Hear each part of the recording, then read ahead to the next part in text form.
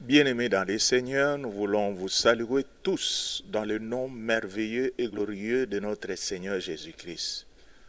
Nous vous croyons nombreux en train de nous suivre, puisque je sais que vous êtes nombreux puisque vous réagissez. C'est pourquoi je voudrais dire à tous nos frères qui me suivent, j'ai besoin aussi de suivre vos commentaires. Lorsque vous suivez dans YouTube Alpha Lushima, vous pouvez me laisser un mot, me dire comment vous trouvez ce que je suis en train de vous dire. Et ça nous fera grandement plaisir. S'il y a des choses que nous pouvons changer, vous le dites, et ça nous fera vraiment beaucoup de plaisir. Je voudrais vous dire que nous sommes toujours dans notre lancée, en train de suivre les enseignements, comme vous l'avez vu, la fois passée, nous avons parlé de Dieu de l'indépendance. Nous avons montré au peuple de Dieu que Dieu a besoin que son peuple soit indépendant avant qu'il ne puisse agir. Nous avons vu l'histoire de l'origine de l'homme. Nous avons vu comment Dieu a créé l'homme. L'homme était seul, l'homme n'en avait que sa femme. Et lorsque nous poursuivons la lecture, nous arrivons à un endroit où il est dit, c'est pourquoi l'homme quittera son père et sa mère. Et c'est pourquoi c'est un adverbe qui nous introduit dans une conséquence par rapport à ce qui a été dit avant. C'est pourquoi l'homme quittera son père, c'est pourquoi l'homme qui n'a pas eu de parents, l'homme qui n'a pas eu de mère et de père, c'est-à-dire nous devrions vivre dans cette relation où un homme, lorsqu'il atteint l'âge de maturité, il doit nécessairement quitter ses parents pour faire en sorte qu'il puisse avoir son propre domicile et commencer son foyer. Nous avons dit que c'est juste contraire à ce que nous vivons en République démocratique du Congo. En République démocratique du Congo, nous voyons que les gens sont poussés par la culture bantou. La culture bantou, c'est une culture qui veut que nous soyons tous ensemble, puisque l'enfant n'appartient pas à lui-même, mais l'enfant appartient au clan. C'est-à-dire, nous naissons déjà. Nous ne naissons pas libres. Nous sommes déjà liés à nos familles. C'est pourquoi il est très difficile dans ce contexte-là que quelqu'un puisse avoir des pensées à vouloir créer, à vouloir chercher de ses rêves, à vouloir raisonner. Pourquoi? C'est puisque nous appartenons à la tradition. Nous appartenons à la tradition. Mais la culture de Dieu nous dit autre chose. Que l'homme doit quitter son père et sa mère. Quitter ne veut pas dire abandonner. C'est-à-dire dans la prise de décision, l'homme doit se sentir libre. Libre de choisir sa femme, libre de choisir là où il peut aller, libre lorsque vous êtes dans ces conditions, là vous allez voir que vous pouvez vraiment vous épanouir sans problème. Et aujourd'hui, nous remarquons dans nos vies que beaucoup de gens sont coincés dans leur destinée puisqu'ils ne sont pas libres. J'ai donné un exemple d'un enfant qui vit en Europe. Je l'ai comparé avec un enfant qui vit dans les milieux africains. Qu'est-ce que nous avons remarqué? Nous avons remarqué que celui qui vit en Europe, il est libre de prendre ses décisions. Vous allez voir les enfants venir dire à leurs parents, « Papa, nous sommes arrangés, moi et ma fiancée, nous allons nous marier telle date. Et les parents ne vont rien dire puisque ils doivent respecter la liberté de leurs enfants. Mais en République démocratique du Congo, commencez par dire cela à tes parents. Je crois que la première question qu'ils vont te poser, ça sera Yozobala na permission, nana pesa qui permission. On n'est pas libre. Alors c'est pourquoi vivre la Bible selon la manière africaine, ça va nous créer beaucoup de problèmes. C'est pourquoi je te dis, mon frère et ma soeur, toi papa, toi qui as tes enfants, il faut vouloir que lorsque tes enfants atteignent l'âge de la responsabilité, que tu puisses les laisser s'en aller. Aujourd'hui, un papa qui a 9 enfants, il voudrait bâtir des chambres dans sa parcelle, une maison pour l'aîné, l'autre maison pour tel. Alors, vous voyez qu'il y a tous les enfants qui sont nés dans cette même famille, qui commencent à avoir des enfants dans ces lieux. Ça n'honore pas Dieu. C'est-à-dire, un enfant, lorsqu'il atteint l'âge de responsabilité, il doit quitter. Il doit se chercher lui-même un logis, là où il peut vivre avec sa femme. Mais c'est bien dommage que ces choses, même beaucoup d'enfants de Dieu ne les comprennent pas. Faites grandir votre enfant. Et lorsqu'il atteint l'âge de 18, 19, 20, 21, 22, jusqu'à 25 ans, ne permettez pas à ce que cet enfant puisse vivre avec vous. Donc, la destinée comme je ne vous ai pas encore donné les titres. Le thème d'aujourd'hui, nous voulons parler sur la fidélité. La fidélité aplanit le chemin de notre destinée. C'est vrai que nous devons quitter. Mais comment est-ce que nous devons quitter? Nous devons quitter avec certains principes. C'est-à-dire, nous quittons et nous prenons un engagement de vivre dans la fidélité. Et vous allez voir que le chemin de notre destinée sera vraiment aplani. Hein? Vous savez que lorsque nous marchons dans notre destinée, c'est comme si nous marchions selon les principes que Dieu a établis. C'est-à-dire, nous marchons dans un courant prophétique. Qu'est-ce que je veux dire par là? Un courant prophétique, c'est-à-dire que nous sommes comme dans un cours d'eau en train de couler. Hein, c'est comme ça que Dieu a pris notre vie et il les dirige comme si cette vie était sur un courant d'eau. Alors dans ces courants d'eau, nous rencontrons tout ce que Dieu a prévu pour nous. C'est-à-dire dans ces courants d'eau, hein, nous allons rencontrer la femme que nous allons épouser, nous allons rencontrer les chemins que Dieu a voulu que nous puissions suivre afin que nous devenions comme ce qu'il a prédit. Lorsque nous lisons dans Jérémie chapitre 1er au verset 5, la Bible nous dit quelque chose que nous devons ne pas oublier. Jérémie chapitre 1, verset 5. Avant que je t'eusse formé dans le ventre de ta mère, je te connais.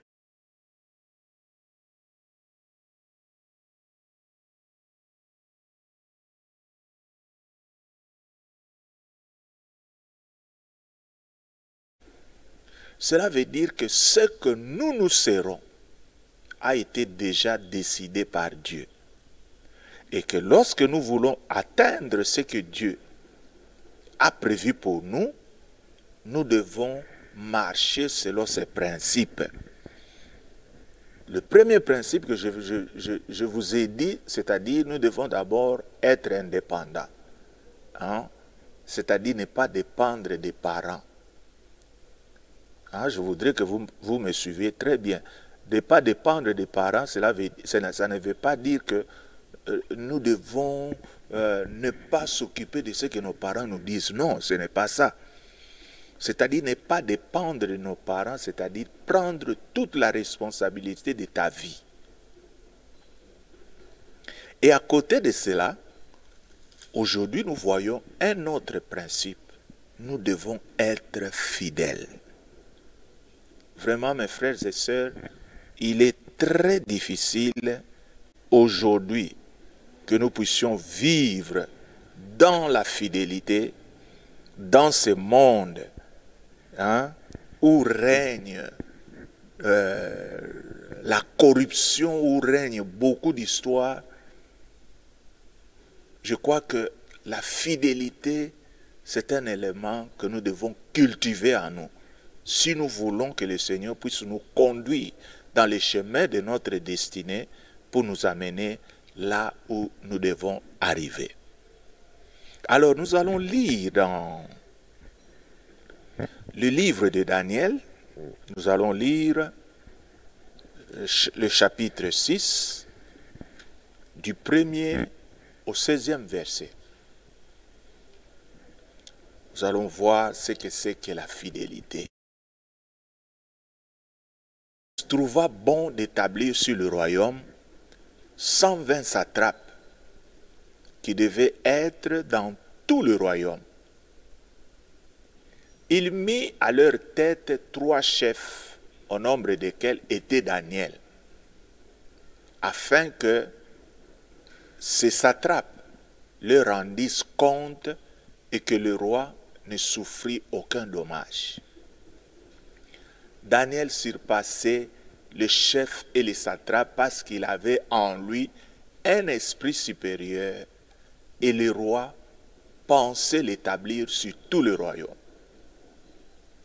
Alors les chefs et les satrapes cherchèrent une occasion d'accuser Daniel en ce qui concerne les affaires du royaume. Mais ils ne purent trouver aucune occasion, ni aucune chose à reprendre, parce qu'il était fidèle. Je vous dis de souligner le mot fidèle dans vos Bibles, et qu'on n'apercevait chez lui ni faute, ni rien de mauvais. Et ces hommes dirent, nous ne trouvons aucune occasion contre ce Daniel, à moins que nous n'en trouvons une dans la loi de son Dieu. Puis, ces chefs et ces satrapes se rendirent tumultueusement auprès du roi et lui parlèrent ainsi. Roi Darius, vis éternellement. Tous les chefs du royaume, les intendants, les satrapes, les conseillers et les gouverneurs sont d'avis qu'il soit publié un édit royal avec une défense sévère portant que quiconque dans l'espace de 30 jours adressera des prières à quelque Dieu ou à quelque homme, excepté à toi, ô roi, sera jeté dans la fosse aux lions. Maintenant, ô roi, confirme la défense et écrit le décret afin qu'il soit irrévocable selon la loi des Mèdes et des Perses qui est immuable. Là-dessus, le roi Darius écrivit le décret de la défense. Lorsque Daniel sut que le décret était écrit, il se retira dans sa maison, où les fenêtres de la chambre supérieure étaient ouvertes dans la direction de Jérusalem, et 3 fois le jour, il se mettait à genoux et priait, et il louait son Dieu comme il le faisait auparavant.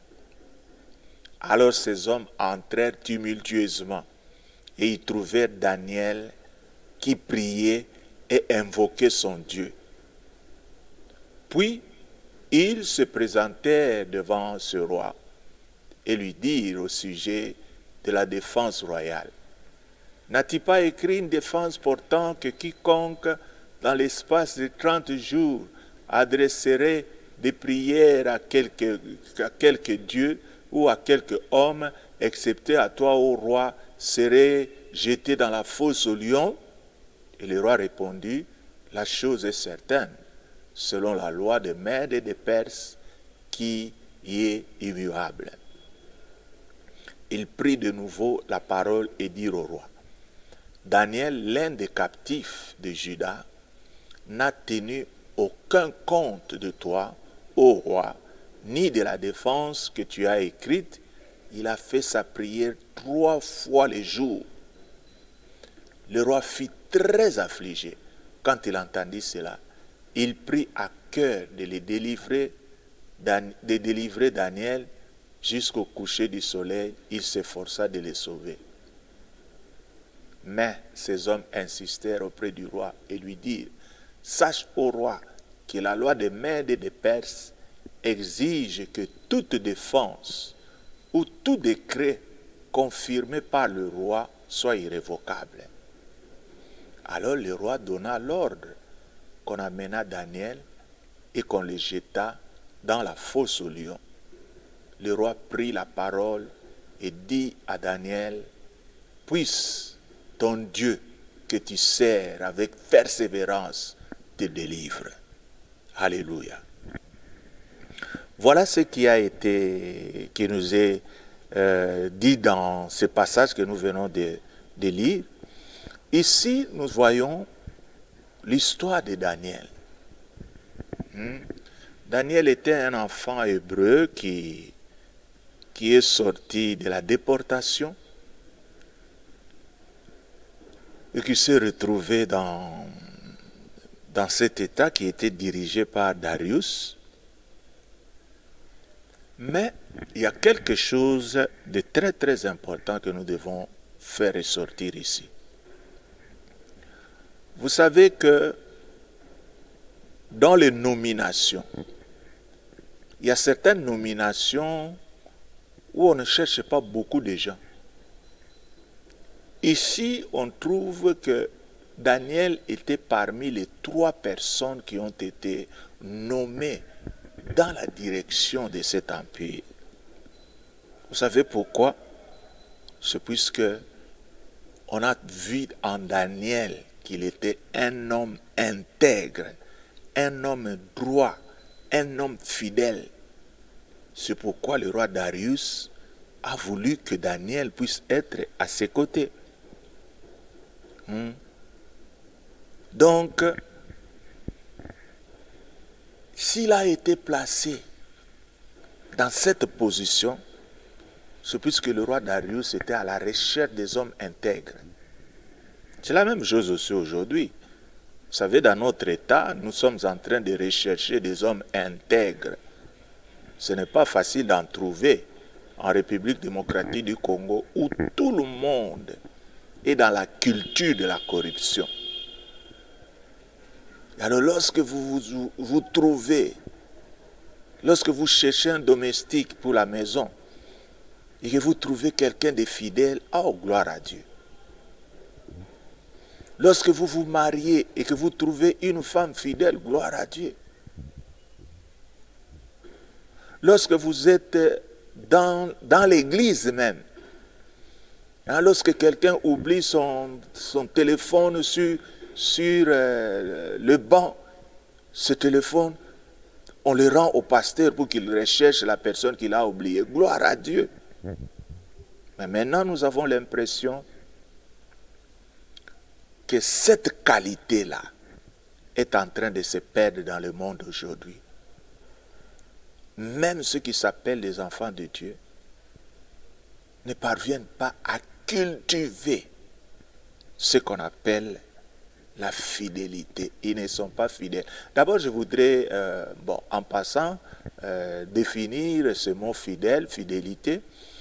Fidélité, si je peux le dire par une définition terre à terre, c'est quelqu'un qui, c'est le fait de faire ce qu'on a promis. Quelque chose que nous devons faire, nous le faisons, alors en ce moment-là, on nous dit que nous sommes fidèles. On nous a montré la manière dont Daniel se comportait. Il avait l'habitude de prier. C'était quelqu'un qui était versé dans la parole de Dieu. Hein? Et c'était quelqu'un qui avait un esprit supérieur. Un esprit supérieur, c'est-à-dire que n'importe qui le voyait, même si on ne voyait pas ses actes, mais le voir seulement comme ça, on allait carrément dire que voilà, celui-ci c'est un homme de Dieu. Hein? C'était comme ça que Daniel se comportait dans ce royaume. C'est un principe très important, la fidélité. Nous devons la cultiver dans nos vies pour bien marcher dans ces chemins de la destinée. Nous allons un peu lire certains versets qui nous parlent de la fidélité. Nous allons lire dans Psaume au chapitre 12, le verset 2. Vous allez voir, je vais demander au peuple de Dieu de vouloir aussi prier pour que le Seigneur puisse nous donner des gens fidèles. Sauve, Éternel, car les hommes pieux s'en vont. Les fidèles disparaissent parmi les fils de l'homme. On dit que les fidèles disparaissent. Comment est-ce qu'ils disparaissent? C'est puisque l'environnement dans lequel nous vivons est plein de corrompus. Et lorsque cet environnement est plein de corrompus, cela veut dire que ces corrompus-là ne pourront jamais vouloir qu'à côté d'eux, qu'il puisse y avoir des hommes fidèles. Alors, qu'est-ce qui fait? Souvent, les fidèles sont carrément éliminés. Il y a beaucoup de gens qui sont morts à cause de leur fidélité, puisqu'ils n'ont pas voulu faire ce que les autres ont l'habitude de faire, et automatiquement, il est qualifié d'ennemi. Mais mes frères et sœurs, je vous dis que la fidélité doit être quelque chose que nous devons cultiver, puisqu'elle est en train de sortir du milieu des enfants de Dieu. On n'est plus fidèle. Tout ce qu'on se dit, on le dit toujours avec mensonge. Nous devons être fidèles. Darius avait besoin de Daniel. Il a fait de lui un de 3 chefs du gouvernement. Il pensait même de l'établir sur le royaume. Pourquoi? C'est puisqu'il a remarqué que c'était un garçon extraordinaire. Un garçon qui était fidèle. Il s'est dit, voilà les gens avec lesquels je veux travailler. C'est la même chose aussi dans l'entrepreneuriat. Dans la vision que nous avons toujours besoin d'être entourés par des gens qui craignent Dieu. Mais aujourd'hui, où est-ce qu'on peut trouver des hommes fidèles? Aujourd'hui, que ce soit à l'église, lorsque vous allez demander à quelqu'un, allez acheter la caillasse, nous voulons construire, vous donnez de l'argent, lorsque il trouve la caillasse à un prix là un peu bas, quand il va venir, vous allez voir, il va vous donner la caillasse, mais l'argent restant, il ne va pas vous donner. C'est-à-dire, c'est très difficile d'avoir des hommes intègres, des hommes fidèles, des hommes qui sont fidèles, qui marchent selon la fidélité de la parole de Dieu. Les actes doivent parler avant le mot. Ainsi, les cœurs seront touchés. Lorsque les gens nous observent dans ce que nous faisons, ça peut toucher le cœur. Et se dire, non, cet homme-là est spécial. Vous aurez tendance à vouloir donner à ces gens le goût de faire comme toi. C'est-à-dire dans le milieu où règne la fidélité, les gens ont peur des gens qui sont fidèles. C'est comme un jour là, je donnais quelques conseils à l'une de nos sœurs. Je lui disais, ma sœur, tu sais, hein, comme tu es vierge, tu ne connais pas de garçons, c'est-à-dire il ne faut pas vouloir présenter cette position-là à tes amis qui sont déjà dans le monde, qui connaissent déjà des garçons, sinon tu auras des problèmes dans les quartiers. Pourquoi? Les autres sont libres de causer avec des garçons à gauche et à droite, mais toi, si tu leur dis que non, toi, depuis que tu es né, tu n'as jamais connu de garçons, eh bien tu vas t'attirer une colère de la part de ces sœurs-là. Ils chercheront par tous les moyens, ou encore, ils vont bien se sentir que si toi aussi tu tombes comme eux. Mes frères et sœurs, la fidélité crée la jalousie des infidèles. Le monde corrompu et pervers ne peut pas supporter les vrais chrétiens. Vous verrez que leur présence là vont les accuser de leurs mauvais actes.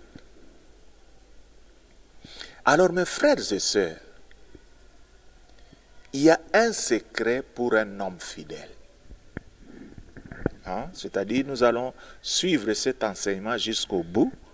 Je vais vous montrer les secrets, je vais vous montrer les obstacles, mais aujourd'hui, nous allons nous limiter sur le secret d'un homme fidèle. D'abord, le premier secret, nous pouvons dire qu'il a un esprit supérieur. Vous savez que nous sommes guidés par le Saint-Esprit. Celui qui a un esprit supérieur, c'est celui qui marche pleinement selon le Saint-Esprit. Il a une oreille tendue à ce que le Saint-Esprit peut lui dire.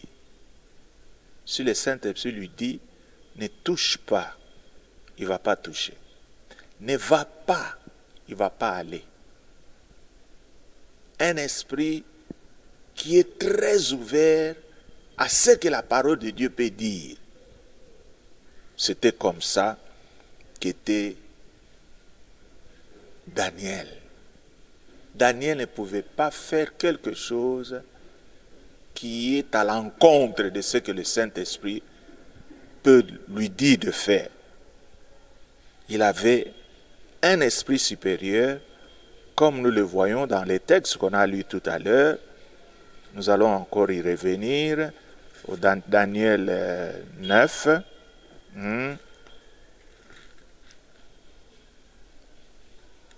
Non, c'était Daniel 6 plutôt. Plus précisément au verset 3. Daniel surpassait les chefs et les satrapes parce qu'il y avait en lui un esprit supérieur. Et le roi pensait à l'établir sur tout le royaume. Hein? Comme je viens de vous dire que nous devons avoir plus des actes que des mots. Celui qui a un esprit supérieur ne parle pas. Mais ce qu'il est frappe les yeux des gens. Et c'est pourquoi Darius qui les voyait se disait non, celui-ci, je veux lui donner encore une autre promotion. Pourquoi? Il avait un esprit supérieur, un esprit de crainte de l'Éternel, un esprit d'obéissance à la parole de Dieu, un esprit d'obéissance à l'ordre que le Saint-Esprit lui donnait. Il ne pouvait jamais faire quelque chose que l'Esprit de Dieu ne lui a pas dit. Et vous allez voir que lorsqu'ils sont venus dans ce royaume, on voulait les nourrir, puisqu'ils étaient mis à part, hein, et on voulait les nourrir avec les aliments que le roi avait voulu leur donner. Alors, comme il y avait des objets impurs qu'ils ne pouvaient pas manger, ils se sont arrangés avec la personne qui devait leur donner à manger et ils ont continué dans un régime sain. C'est-à-dire, ce sont des gens qui craignaient Dieu en profondeur. Alléluia. Donc, un homme fidèle d'abord doit avoir un esprit supérieur, un esprit qui le distingue des autres esprits, que là où il est, tout le monde qui le voit se dise ça c'est un homme spécial. Même quand les gens sont en train là de parler de vous, vous allez voir qu'ils ne diront que des choses qui les étonnent. On n'a jamais vu ses frères. Hein? Lorsque nous volons, lui, il n'est pas dans ça. Alors, ils vont créer beaucoup de problèmes là-dessus. Pourquoi? Ton esprit est supérieur à leur esprit. Leur esprit, c'est un esprit qui fait des choses de différentes manières. Mais toi, tu es strict dans tout ce que tu fais. Tu n'aimes pas des combines. Ça, c'est le secret d'un homme fidèle. Le premier secret, avoir un esprit supérieur. Le deuxième, c'est quoi? Vous devez être un homme d'écriture. Aujourd'hui, nous ne savons plus si aujourd'hui les gens sont en train de lire la parole de Dieu. Les gens lisent plus les journaux que leur Bible. Mais je vous dis que votre fidélité dépend de ce que vous puisez dans la parole de Dieu. C'est la parole de Dieu qui va vous transformer. C'est la parole de Dieu qui va ajouter une crainte en vous. C'est la parole de Dieu qui fera de vous ce que la parole de Dieu demande que vous soyez. C'est vrai que nous sommes en train de vivre dans une période où il règne une crise. La culture de la lecture n'est pas trop soutenue aujourd'hui. Vous savez, nous sommes d'une autre génération. C'est-à-dire, nous, quand on était encore des jeunes, quand on était encore à l'école, avec nos consoeurs, il y avait la culture de la lecture était haute. Les jeunes filles aimaient lire. Ils avaient des livres qu'ils lisaient. Bon, je ne me souviens plus des textes, des titres. Ah, ils lisaient les Arlequins. C'est une série de livres qui n'existe plus aujourd'hui. Bien que ça parlait des histoires de l'amour, tout ça, mais ces jeunes filles aimaient lire. Là. Ils s'échangeaient ces livres. Et nous, les jeunes garçons, nous aimions lire Marco Lynch. Des livres, des romans policiers. Hein? Alors, nous lisions ces livres, un livre de plus de 500 pages. Quand tu l'as, tu les prends chez un ami, tu feras en sorte que tu les lises même pas après une semaine pour que tu puisses encore rentrer, remettre et tu puisses encore avoir un autre livre. Mais aujourd'hui, on ne sait plus ce qui a été mis dans nos têtes, c'est-à-dire les livres, on ne les lise plus. Et d'ailleurs, je vais en profiter pour vous demander, Vous qui me suivez, vous avez combien de livres, à part votre Bible, dans votre maison? Il y en a qui me diront, il n'y a pas de livres. Mais moi, un jour, je crois que les gens vont filmer, ils vous montreront les livres que j'ai. Beaucoup de gens, vous allez vous étonner. Puisque ça vous fera voir ce que moi je suis. Puisqu'il y a beaucoup de gens qui se disent, ah, ce pasteur, vraiment, il doit avoir été formé par de grands pasteurs, tout ça. Non, non.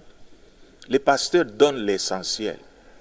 Et le reste, c'est nous-mêmes qui nous faisons ce que nous sommes. Alléluia. C'est nous-mêmes qui nous faisons ce que nous sommes par la lecture. Nous avons des mentors que nos yeux n'ont pas vus physiquement, mais des mentors que nous avons rencontrés dans des livres. Vous voyez, les livres jouent un rôle très très important. Et surtout la parole de Dieu, ça joue encore un rôle plus important que ce que nous pouvons penser. Méditer la parole de Dieu. Nous avons grandi dans la méditation de la parole de Dieu, dans la ligue de la lecture de la parole de Dieu. La ligue de la lecture de la parole de Dieu est en train d'imprimer ce calendrier que les gens ne veulent plus acheter de nos jours. Alors nous nous demandons quelle sorte de croyants est-ce que nous sommes. Nous devons être des hommes qui aiment l'écriture. Et la parole de Dieu nous dit dans Josué, chapitre 1er, le verset 8, il nous dit quoi? Il nous dit que nous devrions méditer cette parole jour et nuit. Que ce livre de la loi ne s'éloigne point de ta bouche. Médite-le jour et nuit. Pourquoi? Pour agir fidèlement. Cela veut dire, pour être fidèle, nous devons lire dans les livres de fidélité. Pour agir fidèlement selon tout ce qui est écrit, car c'est alors que tu auras du succès dans tes entreprises, c'est alors que tu réussiras. C'est-à-dire pour être fidèle,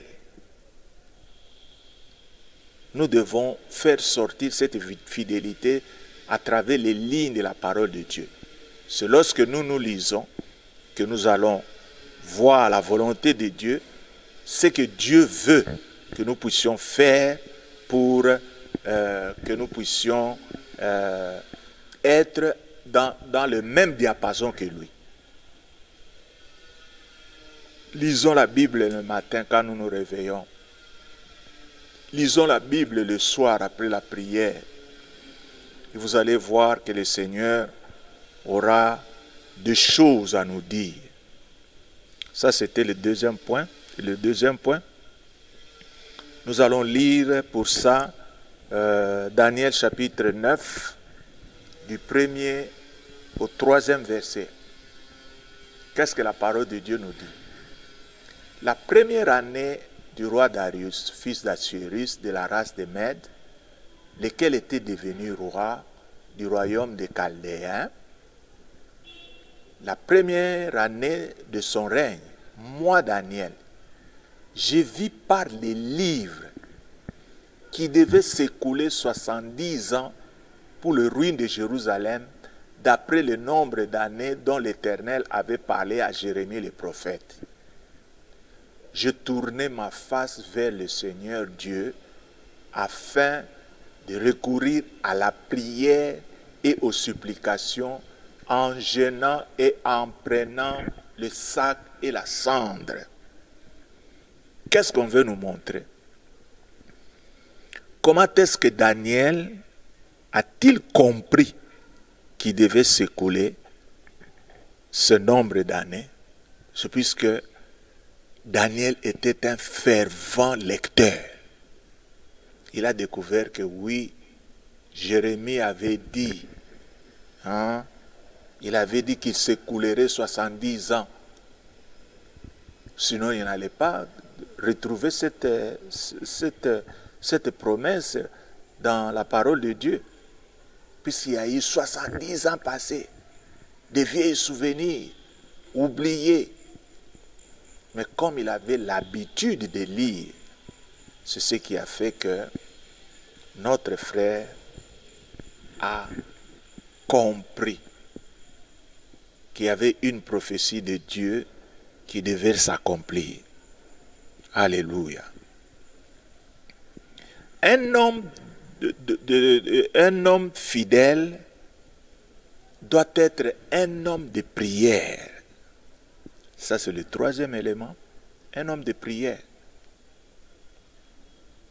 Dans Daniel chapitre 6, verset 10, la parole de Dieu nous dit, même dans ces passages, lorsque Daniel a compris qu'il devait, à travers la Bible, que Jérémie avait écrit ça, il s'est mis dans la prière. Et maintenant, nous lisons Daniel chapitre 6, le verset 10. On nous dit ceci: lorsque Daniel sut que le décret était écrit, il se retira dans sa maison où les fenêtres de la chambre supérieure étaient ouvertes dans la direction de Jérusalem, et 3 fois le jour, il se mettait à genoux, il priait et il louait son Dieu comme il le faisait auparavant. Donc, nous voyons que Daniel était un frère qui avait un esprit de prière.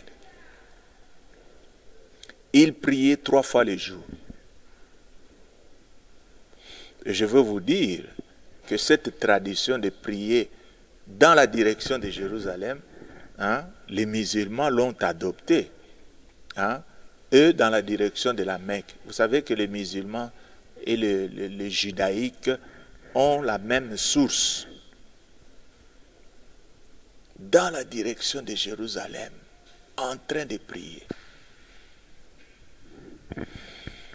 Et vous savez que lorsqu'on devient fidèle, ça tire aussi des ennemis. C'est pourquoi je vais te dire, mon frère, ma soeur, faites très attention dans les choix des gens avec qui vous marchez.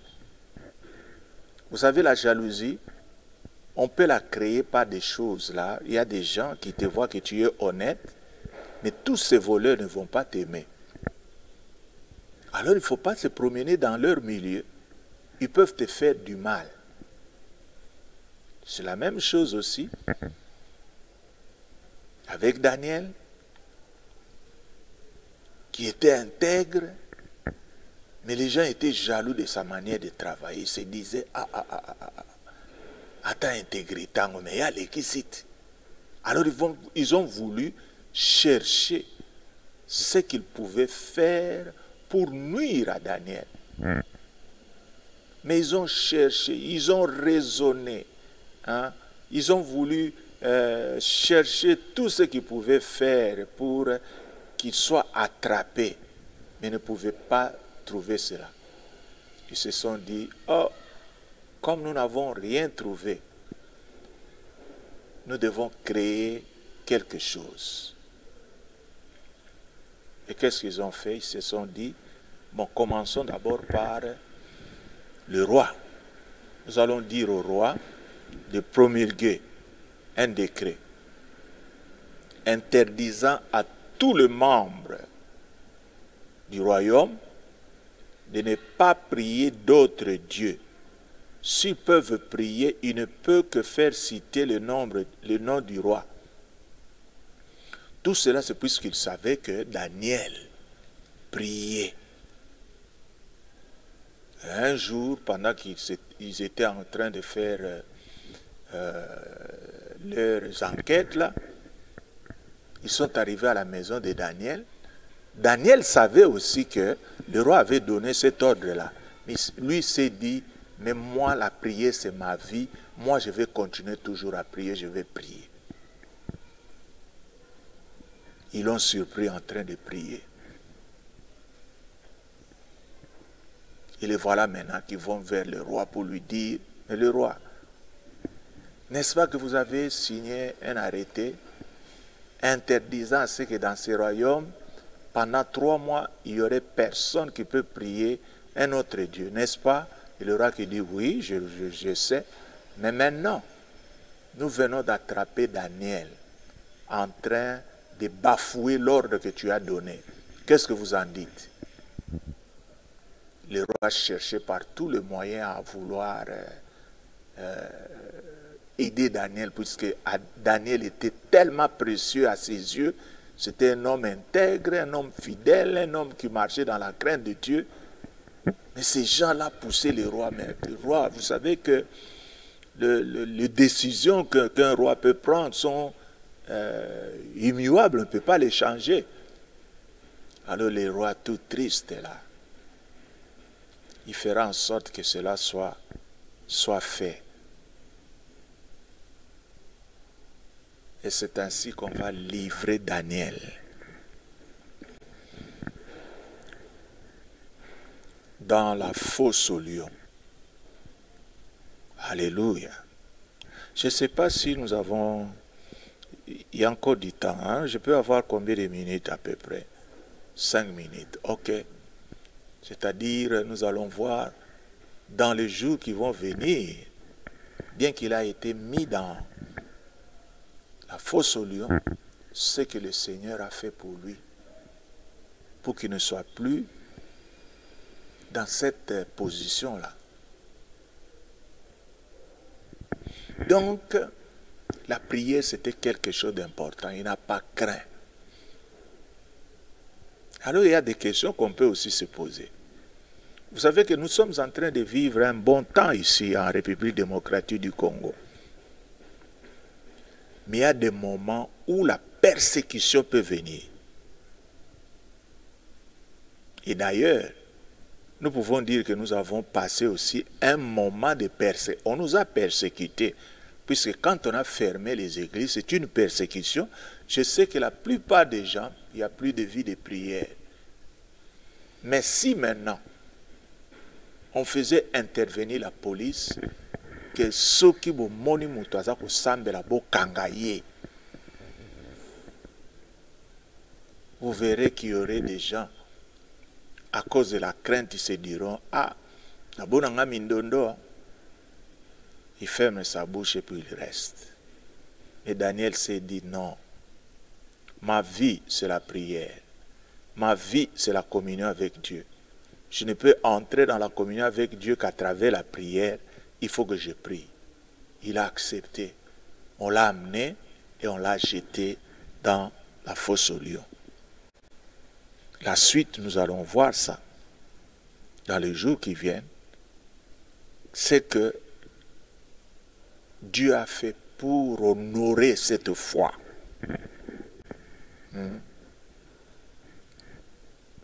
Il y a des gens qui peuvent accepter qu'on le tue puisqu'ils ne veulent pas la fornication.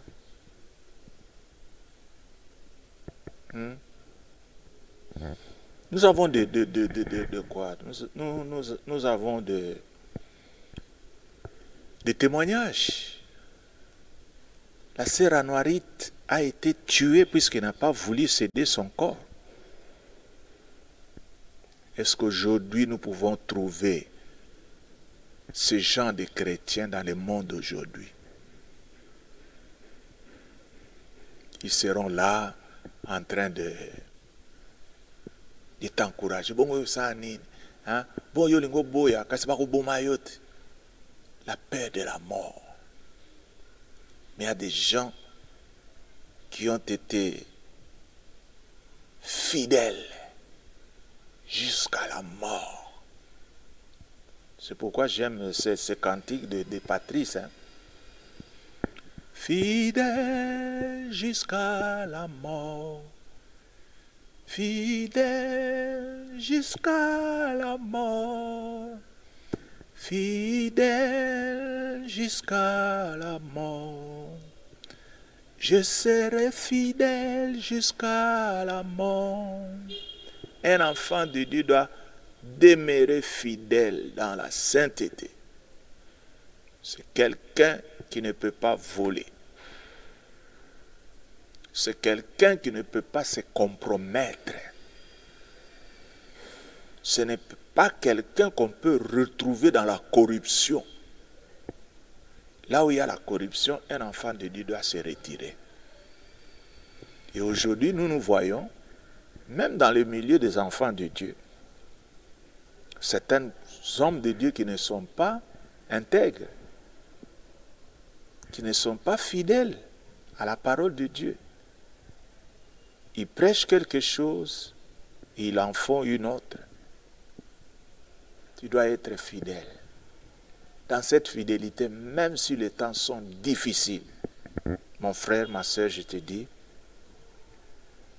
que tu iras, que tu atteindras le bout de ta destinée et tu seras heureux. Il faut être fidèle. Ne pas faire monter les prix comme les autres qui cherchent à avoir des bénéfices, des bénéfices comme ça. Il faut donner les prix qu'il faut. Même si tu as des petits bénéfices, mais tous ces petits bénéfices vont vous amener dans la bénédiction. Et puis le quatrième élément, un homme fidèle doit être rempli de l'espérance. Il faut que tu aies quelque chose qui te fasse penser à quelque chose qui doit venir. Vous savez que Daniel avait déjà fait sa prière. Il savait que le peuple d'Israël, son peuple, allait rentrer de là où ils ont été pris dans la déportation. Il avait cette espérance-là, puisqu'il a compris que les 70 ans s'étaient passés et qu'il devait rentrer. Il avait cette espérance-là.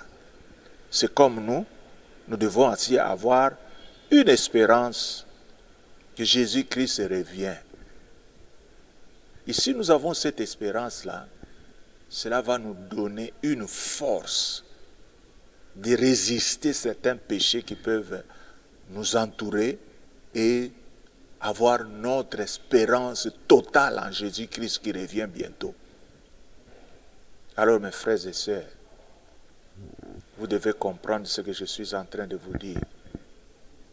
Nous avons besoin des hommes fidèles en République démocratique du Congo. Pas des gens qui volent. Alors là, ça va nous donner des hommes et des femmes qui tiendront cette église glorieuse. Et voilà pour aujourd'hui.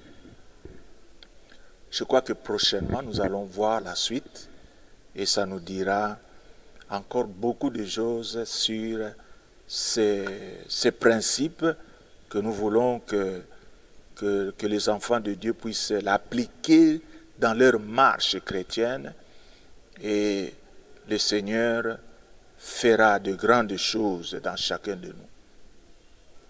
Je vous donne encore un rendez-vous dimanche. Nous allons encore continuer. Que le Seigneur vous bénisse abondamment. Merci.